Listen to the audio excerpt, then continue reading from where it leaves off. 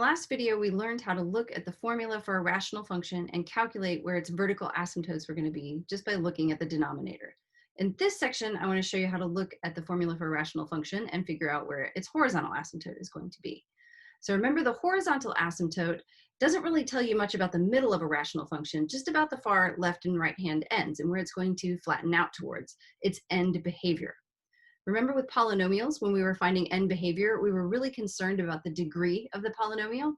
Well, with rational functions, we're going to be concerned about the degree of the numerator as it compares to the degree of the denominator. And the rules are really based on something that you learn how to do in calculus called calculating limits. And rather than spending a month teaching you how to calculate limits, I'm just going to kind of skip to the punchline and I'll give you an easy mnemonic device to remember how to calculate these. All right, like I said, when we're going to find the end behavior of a rational function, its horizontal asymptote, we're going to compare the degree on the top of the function to the degree on the bottom of the function. And when you do that, one of three things is going to happen. You're either going to find that the degree is bigger on the bottom, bigger on the top, or that the degree is the same on the top and the bottom. And our calculus rules are going to tell us what to do in each one of those three cases. If you find that the degree is bigger on the bottom, your horizontal asymptote is y equals 0. Doesn't matter how much bigger, it's always y equals 0, the x-axis. If the degree is bigger on top, you have no horizontal asymptote. That's when you get those slant asymptotes.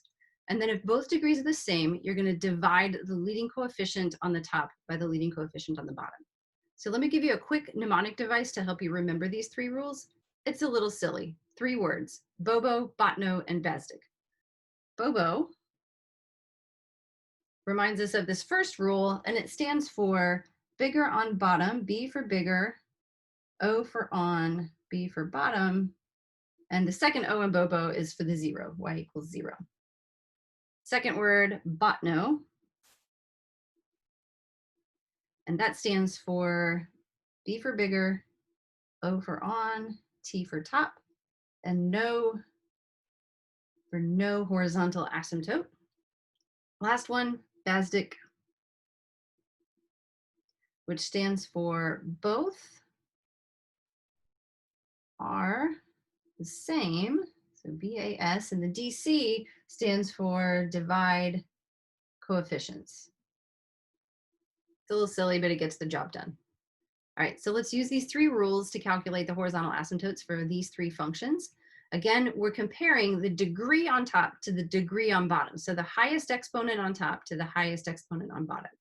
So for f of x, the degree on top is 3, the degree on bottom is 2, biggest exponents around, and the degree is bigger on top. So we are in the bigger on top Botno case, which means no horizontal asymptote.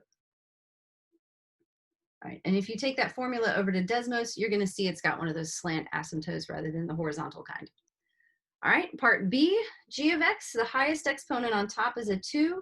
Highest exponent on bottom is also a 2. It's not necessarily always the first term. And those are both the same. So we are in the both are the same. Divide the coefficients case. All right, so we want to divide leading coefficients. Leading coefficients are the numbers that are stuck to the highest power of x. So I want to go look for the numbers that are the coefficients of the highest power of x, 2 and -5. Horizontal asymptotes are horizontal lines, so they should always be y equals a number. Y equals 2 divided by -5, -2/5. Last one, compare the degree on top to the degree on bottom. We've seen this degree before, right? The 7 is actually an x to the 0, since x to the 0 is equal to 1.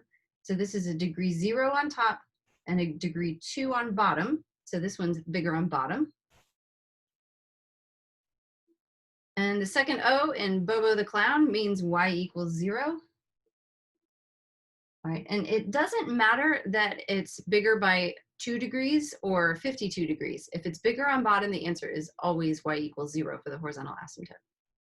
All right, that's all we need to know about rational functions for now. We'll learn a lot more about them when we meet together in class.